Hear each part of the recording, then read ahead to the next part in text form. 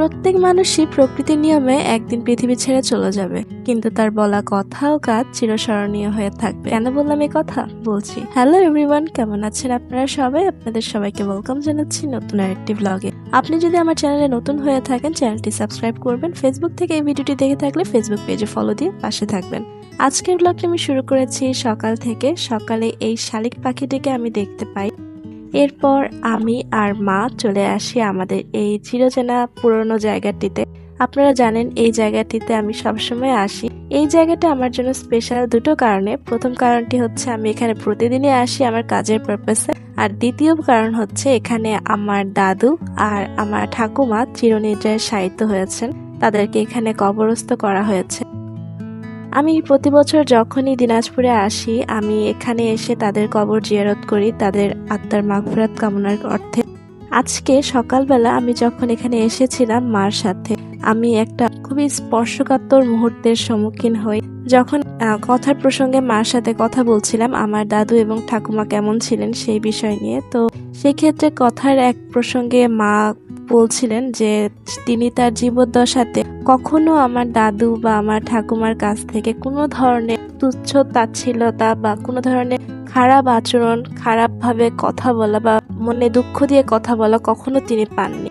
Even তিনি যখন আমার দাদু এবং ঠাকুমার বিষয়ে কথা বলছিলেন, আমি খেয়াল করি যে মার চোখ দিয়ে পানি চলে আসছিল। এই কান্না কোনো ঘৃণা বা কোনো ধরনের ক্ষোভ থেকে নয়, বরং শ্রদ্ধা, ভালোবাসা এবং স্নেহ থেকে আসছিল। আমি যেহেতু একজন বিবাহিত মেয়ে, আমি বুঝতে পারি একজন ছেলের বউ যখন তার প্রয়াত শ্বশুর শাশুড়ির শরণার্থে চোখ থেকে পানি চলে আসে শ্রদ্ধার জন্য, কোনো ঘৃণা বা তুচ্ছ তাচ্ছিল্যের জন্য নয়, সেক্ষেত্রে এটা বিশ্বাসযোগ্য 100% ভাবে যে আসলেই তারা অনেক অমায়িক ছিলেন। এখানে আমি আর আমার ভাতিজা, আমার সেই চালু পণ্ডিত ভাতিজা আর আমরা দুজন চলে যাচ্ছিলাম আমাদের উঠোনের ওখানে। আমাদের উঠোনের ওখানে একটা বড়ই গাছ আছে, টক বড়ইয়ের গাছ।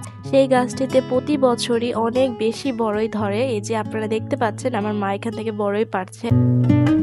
এখানে প্লাস জমির ওই সাইডের জায়গাটাতে, দুই জায়গাতে অনেক বেশি বড়ই ধরে। তো আমরা যাচ্ছিলাম বড়ই পাড়তে। এখানে মা কিছু বড়ই পাড়ছিল। আমি মাকে বলেছিলাম আমাকে পেরে দিতে, সে নিজে এখানে বড়ই পেরে পেরে বড়ইগুলো টেস্ট করছিল।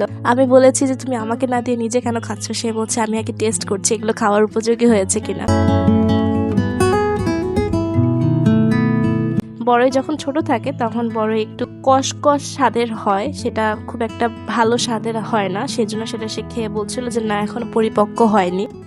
পরবর্তীতে আমরা এই পাশের যে বড়ই গাছটা আছে আমাদের, সেই গাছে সেখানে আসি, আর এখানে এসে মা দেখতে পায় একদম গাছের মগডালে একটা হলুদ রঙের পাকা বড়ই। তার সেই বড়ইটা খেতেই হবে। এখন সে লাঠি জোগাড় করে নিয়ে এসেছে, আর দেখতে পাচ্ছেন কিভাবে করে সে বারবার চেষ্টা করছে সেই তার কাঙ্ক্ষিত বড়ই পাড়ার। অবশেষে সে পেরেছে তার সেই বড়ই পেরে আনতে। এই বড়ইটিকে দেখে আমি একটু অবাক হই, কারণ যেখানে গাছের অন্যান্য বড়ইগুলো পরিপক্কই হয়ে ওঠেনি, এখনো কষকষ ভাব আছে, আর সেখানে এই বড়ইটি পরিপক্ক হয়ে গেছে, পেকেও গেছে। তো এরপর আমরা চলে আসি এখানে তালের শ্বাস খাচ্ছিলাম আমরা। তালের শ্বাস ঠিক না, তালের যে বীজ থাকে, বীজ কিছুদিন রেখে দিলে জার্মিনেশন হওয়ার পরে সেটা স্প্রাউটেড হয় বীজগুলো। সেই স্প্রাউটেড তালের বীজ আমি খাচ্ছিলাম।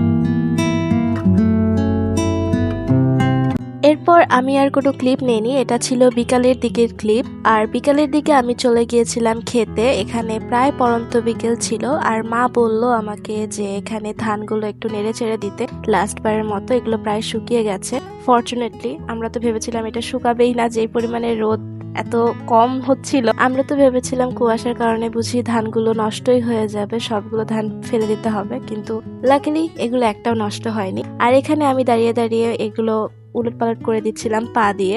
আমি জানি না আপনারা কে কে এই কাজটা করেছেন, অনেকেই করতে পারেন। এই কাজটা অদ্ভুত কোনো কাজ না, বা প্রথম আমিই করছি এমনও না। তো এখানে একটা এক্সপিরিয়েন্স হচ্ছে, আমি যখনই এই কাজটা করি গ্রামে গিয়ে আমার কাছে খুবই বেশি টিকলিশ ফিল হয়, কিন্তু পরবর্তীতে যখন সন্ধ্যার সময় হাত মুখ ধুয়ে বিছানায় যাব ঘুমানোর জন্য, সেই সময় আসল মজা বুঝতে পারা যায়। সেই সময় দেখা যায় পানি লাগার পরপরই পায়ে একদম জ্বালা শুরু হয়ে যায়, কারণ পা অনেক জায়গায় কেটে যায় বলতে কি এক ধরনের সূক্ষ্ম কাট লাগে ধানের শীষ দিয়ে। এগুলো কিন্তু ধারালো হয়ে থাকে।